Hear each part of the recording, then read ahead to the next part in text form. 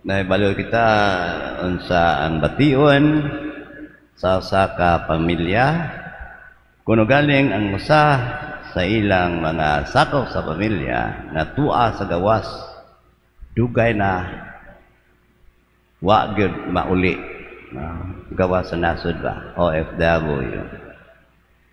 Unya mga makatuig siguro unya na panahon nga kinahanglan na gyud excited gyud kayo ang tibok pamilya na tibok banay. Muna nga amahan tungod sa iyang excited kayo siya, iyang gisultian ang mga suod kay niya mga higala niadtong umaabot. Tinuod man ningon sila, okay, apil mi sugat mi aron maghimo ta og bienvenida. Pero ang nakadeferensya lang umabot tuod, pero wa masiguro kung Biyernes ba o Sabado ba maabot. Hantod nga naibawan nga ini kasabado na dahil siya maabot. Muna yung gisultihan balik ang mga best friends niya itong iyang anak, pero ang duha ni balibad na. Sumapa, uy, nakaplano lang nung paglain da. Uy, doon na ako'y nadawat nga laing invitasyon da. Amot kahapon sa ang bation. Dili lamang sa amahan, ingon man katong muabot. Di lalim, no? Nga, ang ilagi yun nga ingon tagi, paabot sa bunta, nga mag-abot sila, pero wala mahinayon. Siguro, dili yun lalim, no? Muli ang hitabo, susama nini ang mga panghitabo ning atong ebanghelyo karon, no? Gani tawgon ta kini og two in one parable, no? Duha ka parable himong usa. Two in one parable. Total ka na mga kapiro na 3 in 1, na 8 in 1, na 10 in 1. Pero kung buwag-buwagon ani mo, mami bayan na. Kanang 3 in 1, magtimpla ka lang pulos kape lami man. Magtimpla ka og pulos gatas, lami man pod. Pero way asukar, di san maayo, no? Or ang asukar timplahon nimo tamis sad na mana 3 in 1. Dunay sukar, dunay coffee, dunay creamer ang gitawag nila. Kani 2 in 1 na ni. Duha ka mga sambingay, pero usara sila. Dunay interconnection ba? Unya kini pareha gihapon, no? Nagis ko sa invitation ang pagdapit. So ang dapit nila kasal. Nya kinsan kasun anak gid sa hari. So dili lalim ang ingon ta kalibay sa iyang hari nga kaslun gyud ang iyang anak nya ang iya ba no maambot kalakin-an ba kana siya o kababayan-an ba kana siya, pero lakalakin-an ni siya, no? Kay mama sa gyud ang nag-andam. Gani ang iyang pagpangandam ipanaw sa nila mo man ilang naandan kaniadto, no? Ipaybalo na sa tanang katawhan gyud nga akong anak kaslunon. So ang mga tao sad mo accept mo dawat tinuod, no? Dawat sila sa mga invitasyon.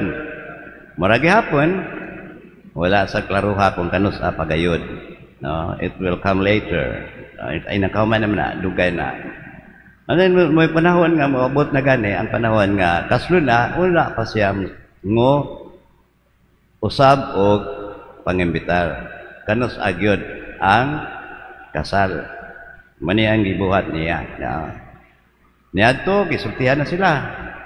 Karon ingon siya wala andam na. Kaniadtong mga tao nga mingon maadto mi. Diyan karon sa andam na gyud unta. Ihaw ng mga baka, mga pinatambok na nati, nahikan ang tanan, nimbalibad, nimbalibad. Manang kaduha, dahil nga to sila, Nang sila, nangimbita na po sila kasab. Laing sugod po, pero sumapa diri. Wala magtagad ang uban. No? Nagpadayon sila sa bulaton. Ang usa may atos uma, ang usa siyang tindahan. Na doon na padoy-lain na midakop sa mga sulugon o gibunalan o gipatay nila. So, mana nga lalim ang kasubo sa mga amahan.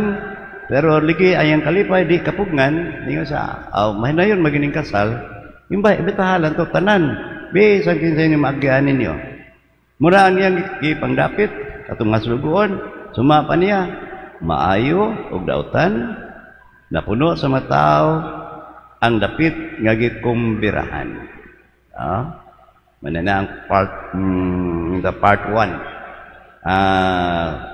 parable 1. Ang parable to, katong dito na siya sa sud. So, tinuod, kaniniya, kaingon ta, gisulti niya, nga igo, kaayo ang mga Hudiyo kaniyadto. Sila gyud ang unang gibitar sa atong Ginoo, nga mahimo iyang katawhan, di ba? Pinangga nga anak sa Dios. Gani gitawa og banay sa Israel. Sila gyud ang mga gitawag ko mga Hudiyo na nga giubanan gyud tong Ginoo Dios. Unda, no? Unya sa katapusan makita nato nga mibalibad gyud sila. Di ba? Kung ato lang subayon kay mamani ang history of our salvation. Actually, story of our salvation dili history. Story of our salvation ni ang invitation sa pagkapaluwas, no? Kamo anak sa Dios, pinanggang anak mo sa Dios. Doon ang may kaluwasan. Giluwas naman kamo. Ipakita na niya sa mga pamaaging nga diin sa nahinay iyang giluwas ang mga katawhan sa Israel. Bisan di ato na lang panahon nga gikan sa Ehipto ngadto sa the promised land. Pero di naghana gyud nahitabo. Pagbalibad, balik bagulbol sila, padadaan silang mana, sungola sa nga mana padadaan silang pugo. Sa sulong sa mga kuanan po sungol sa kain kini sa tawag ini pulos sa karni hangtod nga naghimo gyud sila ilang ko galingon nga Dios usa ka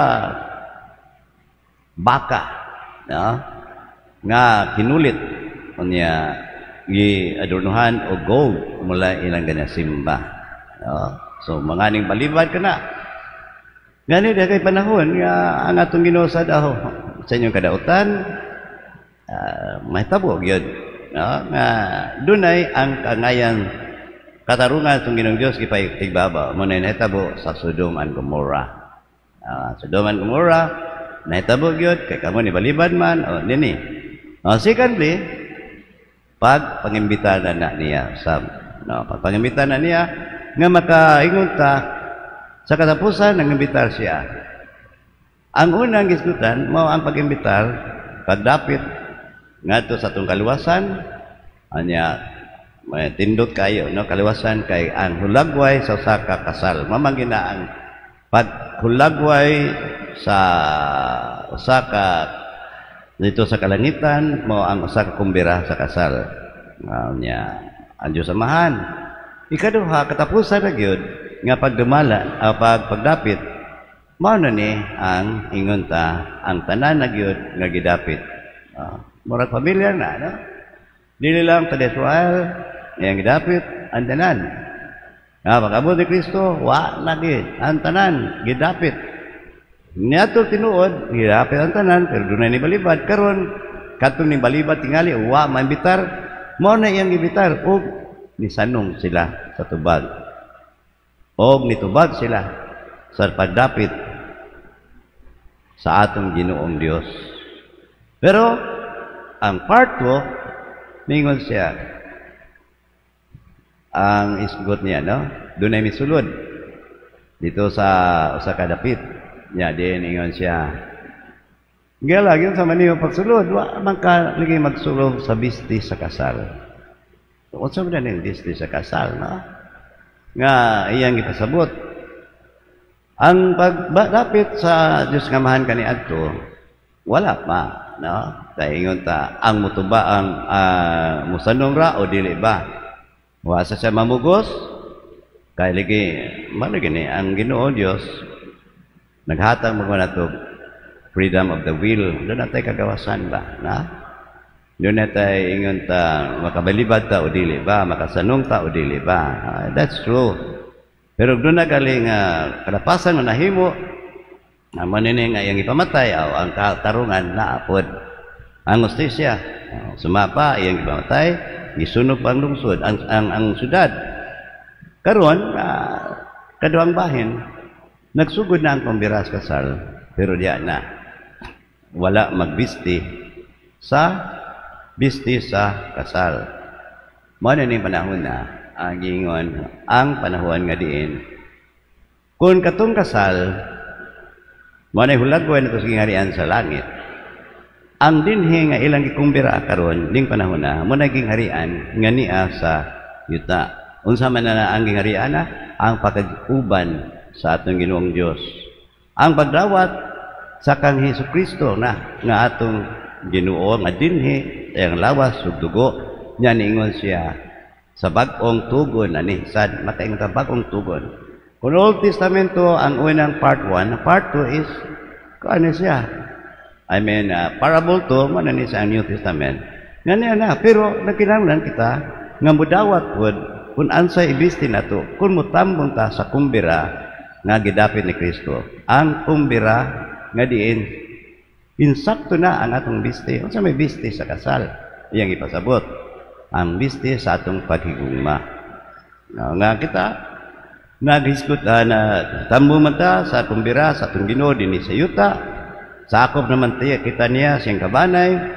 Gani ang gingharian sa yuta mamanini ang timaan unya o manihulag ko lang sa maabot nga gingharian nga umaabot nga managisgutan sa nang pagbasa. Wala kumbira, wala kaguol, no?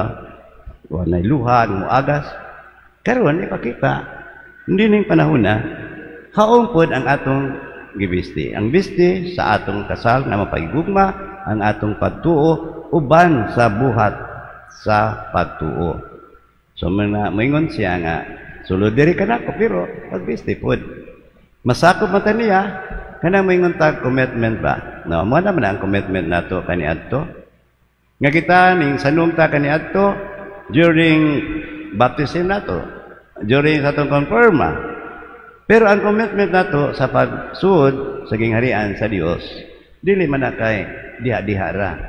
Kausara, no? It must grow ang commitment nato. Sama ba kung maingon ta sa atong sa pagkasal ninyo? Ang dawaton ba nimo? Yeah, I do, no? Dawaton ba nimo sa bana? I do. Dawaton ba nimo I do. Kanang I do, di na kay katapusan. Sa ingon ta, mura na importante ang hitabo sa commitment nato. Ang importante ang commitment I do until death do us part. So, nag-grow ta, nagligon ta. Maano ni asan ang atong commitment sa atong pagkatoliko. Kini atong pagdawat sa simbahan, sa bunyag, pagdawat sa kumpirma, committed ta, pero pangutana, nalingon ba ta? Nagkinabuhi ba ta? Sumala itong commitment. So, tingalig ingnon ta, wa man ka magsulopod, no? Hawa na lang. May malang ka sa bago, malang ka sa sinugdanan, no? Kung normal, likon ba kayo ka? Umpisan, may pa kayo pa. Mga pagkaman, wala na. Wa na ka magsulob. Wa na ka magsulob sa bisdi sa kasal, nga atong tambungan, nga mo ang kumbira, nga gidapit o gidalit ni Kristo. So tinuod mo niya nga part 1 o part 2. Ingon ta lang parable 1 parable 2, 2 in 1. Ang 3 in 1 ini sa atong bahin na. Sa atong bahin ani ang 3 in 1. Nga sa pagkakaroon kamangutan ta, no? Kani adto nga last year panalitan sa atong pagsimba. Niadto last year how many years ago? Karon nibalik ta. Mas doon na bagatay gipuno nga kadasig sa atong pagsimba. Or kaniadto nga tingali palabyon lang nato ang atong mga nadungog diha sa misa diha sa pagbasa sa ebanghelyo wali sa ebanghelyo, kabay sa ebanghelyo. Karon masubsuba ang atong pagpamati, naningkamot pa ta pag-ayag sa atong kagalingon. No? Sa atong kagalingon nga nadungog nato diha sa atong kasing-kasing ug kinabuhi sa atong binuhatan. No, muna ang commitment. Ang commitment di lang kay karon ning adlaw, no? Commitment until death do us part. No? Tingali kita gi tawag ta kaniadto. Pero ang mas nindot yun, no? Nga daghan ang gidapit ning sanungta o nindot yun kung gipili pagyuta nga maunungon niya nga sumusunod gayon. O si Jesus mingon kay daghan ang gidapit apan jutay ra ang gipili. Di ba yan yung pasabot, ha? Nga katong ang gipili ang mga pari ra kundi tanan gidapit pero kita gipili nga iya gayon ni Kristo. Maunta na atong tinguhaon mapili usab kita. Manin daw sa daron, ya magpadayag ta.